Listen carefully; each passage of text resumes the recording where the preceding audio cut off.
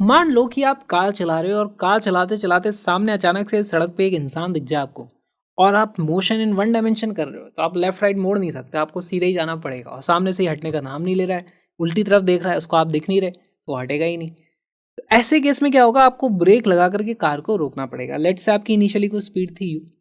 अब यहाँ पे दो फिनोमेना होते हैं। पहली चीज तो आपने इंसान को देखा और ये प्रोसेस करने में कुछ टाइम लगता है। अच्छा, वो देखा और फिर मेरे को ब्रेक दबाने हैं और मैंने ब्रेक दबाने का सिग्नल दे दिया और मेरे पैरों ने एक्चुअली ब्रेक दबाया, तो इसको हम क्या बोलते हैं, रिएक्शन टाइम मेरा है ना। कुछ चीज़ मैंने देखी और फिर डिसीजन लिया और फिर कुछ एक्ट किया, तो मेरा रिएक्ट जो मैंने किया उसमें कुछ समय लग जाता है। तो उतनी देर तक तो ब्रेक लगा ही नहीं, तो उतनी देर तक कार हमारी उसी स्पीड से चलती रहती है। यहाँ से हम यहाँ तक जाएंगे और इस पॉइंट पे आकर के मैं ब्रेक लगाता हूँ। तो बेसिकली ये वाला जो हमारे पास टाइम होता है, इसको हम क्या बोलते हैं, this is known as reaction time. Reaction time.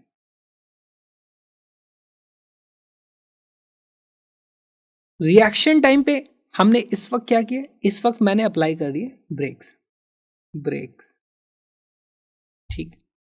अब जैसे ही मैंने ब्रेक लगा दिया तो हम मान के चलते हैं कि हमारे पास कांस्टेंट रिटार्डेशन होता है। अच्छा, एक बात बताओ, जब तक मैंने ब्रेक नहीं दबाए थे तो गाड़ी हम मान के चलते हैं सेम कांस्टेंट स्पीड से चल रही थी। तो यहाँ पर इस तरफ यू थी, यहाँ पर भी यू रहेगी, यहाँ पर भी इस तरीके से वो यू से आएगी, यहाँ पर भी वो यू से ही जाएगी। इस पॉइंट तक जब तक ब्रेक नहीं दबे हैं तब तक स्पीड यू ही रहने वाली है। फिर हमने ब्रेक दबा दिया। अब ब्रेक दबने के बाद क्या होगा, कार धीरे धीरे रिटार्ड होगी और यहाँ पर आकर के उसकी वेलोसिटी फाइनली हो जाती है जीरो। इस जगह तक आकर के वो रुक चुकी है ना, तो स्टॉप्स हो जाते हैं यहाँ पे। तो अब इसको क्या बोला जाएगा भाई, यहाँ पे हमारे पास इस तरफ स्पीड थी u, यहाँ पर जाके मैं बोल सकता हूँ भाई v इज इक्वल टू 0 हो जाता है। तो ये जो हमारे पास टाइम लगता है ना, इसको बोला जाता है this will be stopping time. This is stopping time. कितना टाइम लगा गाड़ी को रुकने में। अच्छा, इस पूरे दौरान हमारे पास वेलोसिटी इधर थी, इधर थी, इधर थी, इधर थी, यहाँ पे आके जीरो आ गई। तो मैं देखता हूँ वेलोसिटी आगे की तरफ ही थी लेकिन कम हो रही है। यहाँ पे हमारे पास रिटार्डेशन होता है, एक्सेलरेशन की वैल्यू पीछे की तरफ होती है, उसको हम कांस्टेंट मान के चलते हैं। अच्छा, ये तो हमने टाइम की बात कर ली भाई, रिएक्शन टाइम है, स्टॉपिंग टाइम है। जितनी देर में हमने यहाँ पे गाड़ी चली है इसी को हम बोल देते हैं भाई रिएक्शन टाइम था। इसको बोल दो ये हो गया हमारे पास reaction distance. This is reaction distance. Reaction distance की वैल्यू कितनी हो जाएगी, कांस्टेंट स्पीड से चल रहे थे, जितना रिएक्शन टाइम है उतनी देर हम चलेंगे। तो इसको मैं लिख सकता हूँ this will be equal to u into T R. T R क्या है हमारा, रिएक्शन टाइम, ठीक। फिर अब आता है हमारे पास सबसे ज्यादा काम की चीज, जिस पर सबसे ज्यादा क्वेश्चन पूछे जाते हैं, वो है ये वाला डिस्टेंस। रिएक्शन टाइम में जितना चलो उसे रिएक्शन डिस्टेंस, स्टॉपिंग टाइम में जितना चलोगे उसको क्या बोला जाएगा, stopping distance. This is stopping distance. Stopping distance का मतलब जब मैंने ब्रेक दबा दिए वहां से लेकर के कार के रुकने तक में कितना डिस्टेंस ट्रैवल हो गया, वही हमारा स्टॉपिंग डिस्टेंस है। अगर ये स्टॉपिंग डिस्टेंस ज्यादा होता, यहां तक होता, इसका मतलब कार इसको उड़ा देगी, ठीक है, फिर इसकी टक्कर हो जाएगी, फिर देख लेना आगे क्या करना है।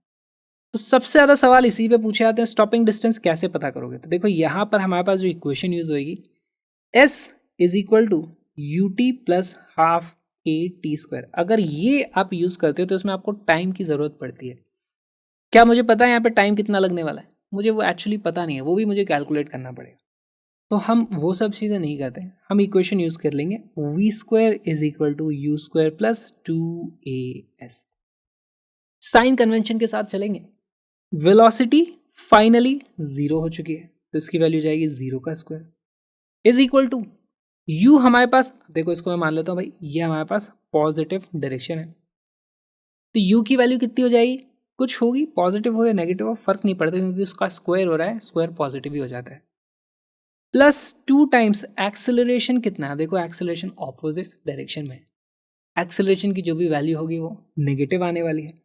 अब मैं इसको ए लिखूं, अगर मैंने ए लिखा है मतलब एक नेगेटिव कांस्टेंट है, या फिर मैं यहाँ पे इसको माइनस ए भी लिख सकता हूँ, जो मर्जी आप लिख सकते हो, मल्टीप्लाइड बाय एस यहाँ से आ जाता है, ठीक है। एस क्या हो गया, ये वाला स्टॉपिंग डिस्टेंस, और यहाँ से आप देखोगे एस की वैल्यू आ जाती है minus u square upon two ए।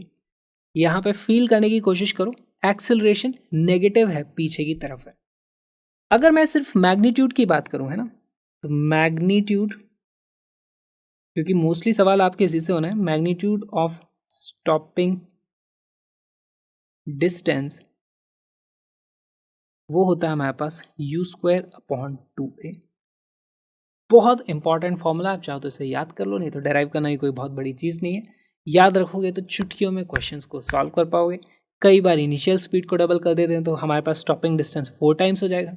कई बार एक्सेलेरेशन यानी कि ब्रेक कितनी ज़ोर से लगे हैं, ब्रेकिंग कैपेसिटी डबल कर दी जाती है तो हमारे पास एक्सेलेरेशन की वैल्यू डबल हो जाती है। इस तरीके के वेरिएशन आपको बहुत देखने को मिलेंगे। इस पे बेस्ड क्वेश्चन देखते हैं, देखो कितने सारे पूछे गए हैं।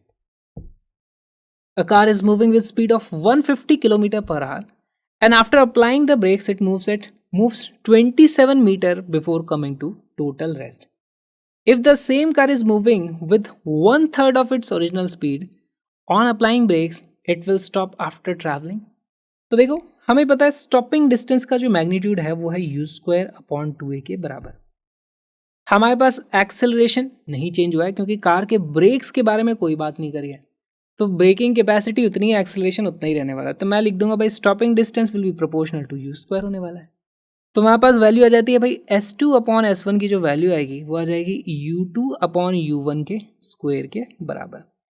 उसकी वैल्यू कितनी है? इनिशियली हमारे पास वेलोसिटी थी 150, सेकंड केस में हमारे पास इनिशियल वेलोसिटी हो जाती है 150 डिवाइडेड बाय 3। ठीक है, वो मैंने उल्टा लिख दिया यहाँ पे ना, फाइनली वाली ऊपर आने वाली है 150 डिवाइडेड बाई 3 सेकेंड केस में है, फर्स्ट केस में थी 150। ठीक है, इसका स्क्वायर होने वाला है। यहाँ पे आप देखो ये दोनों कट जाते हैं, इसकी जो वैल्यू जाती है वो जाती है 1/3 का स्क्वायर यानी कि 1/9। S2 की वैल्यू मुझसे जो पूछी है वो हो जाएगी S1 divided by 9 which is equal to, S1 कितना था 27 divided by 9 which will be equal to 3 metre. ये बन जाता है हमारा करेक्ट आंसर। इसी तरह के सवाल इतनी बार पूछे गए हैं कि पूछो मत।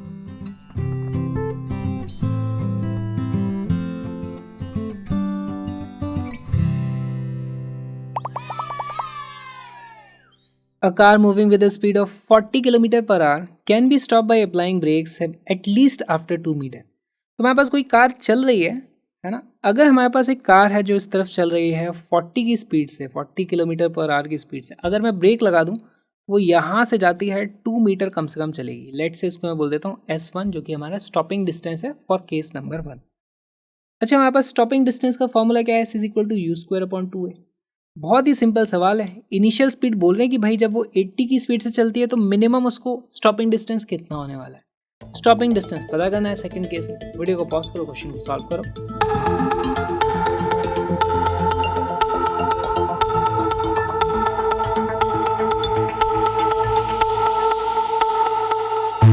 इसका करेक्ट आंसर है 8 मीटर और बहुत ही सिंपल है। देखो सेम कार है, सेम ब्रेक्स क्या है, कुछ बोला नहीं है ब्रेक्स के बारे में, तो हमें मानना पड़ेगा कि एक्सेलरेशन कांस्टेंट रहेगा। तो हम लिख देंगे s is proportional to u²। यहाँ से मुझे पता चलता है S2/S1 will be equal to u2/u1 का स्क्वायर। ठीक है, दूसरे केस में वेलोसिटी कितनी थी इनिशियल 80, पहले केस में थी 40, इसका स्क्वायर करोगे यह आ जाता है 2 का square which is equal to 4। यहाँ से मुझे पता चलता है S2 is equal to 4 times S1 which is equal to 4 into S1 कितना था 2 metre which is equal to 8 metre. A बन जाता है हमारा करेक्ट।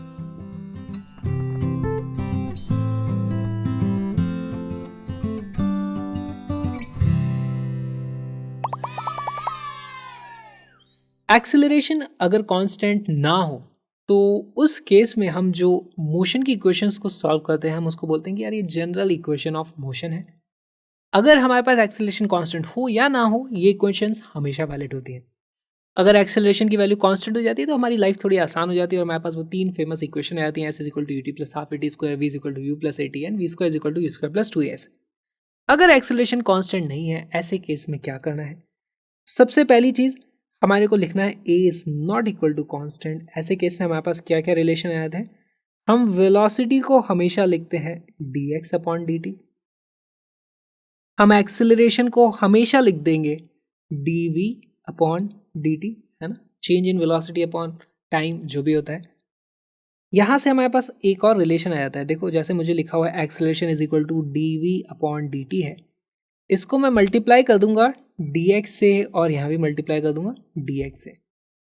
अब ध्यान से देखो, ये वाली चीज क्या बन जाती है, dx अपॉन dt। इसको मैं लिख सकता हूँ वेलोसिटी v के बराबर, v dv अपॉन dx हमारे पास ऐसे आ जाता है ना, dx अपॉन dt बन जाता है वेलोसिटी, dv अपॉन dx यहाँ पर आ गया। तो हमारे पास तीसरी इक्वेशन आ जाती है acceleration is equal to v dv upon dx।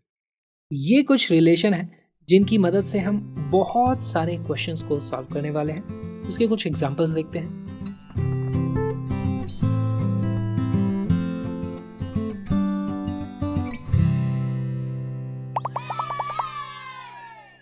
The motion of a particle follows the equation t is equal to under root x plus 4. What will be the velocity of the particle at t is equal to 4 seconds? देखो यहाँ पर मैं क्या बोला गया है, t is equal to under root x plus 4. Velocity क्या होती है, वेलोसिटी होती है dx upon dt। Basically x अगर हमारे पास कोई फंक्शन ऑफ टाइम t होता है तो हम उसको डिफ्रेंशिएट कर देते हैं। वेलोसिटी क्या हो जाती है, d ऑफ f जो कि हमारा टाइम का फंक्शन है डिवाइडेड बाय dt। अब यहाँ पर हमारे पास x टाइम का फंक्शन नहीं है बल्कि टाइम को x का फंक्शन दे दिया, थोड़ा सा उल्टा दे दिया है। तो यहाँ पर हमें क्या करना होगा, हम इसको कुछ रीअरेंज करेंगे, x को फंक्शन ऑफ टाइम लिखने की कोशिश करेंगे इस तरीके से, फिर उसको डिफरेंशिएट करेंगे तो वेलोसिटी आ जाएगी, t की वैल्यू 4 रखेंगे, आंसर निकालेंगे। बहुत अच्छा सवाल है, वीडियो को पॉज करो, सॉल्व करने की कोशिश करो, फिर सोल्यूशन देखते हैं।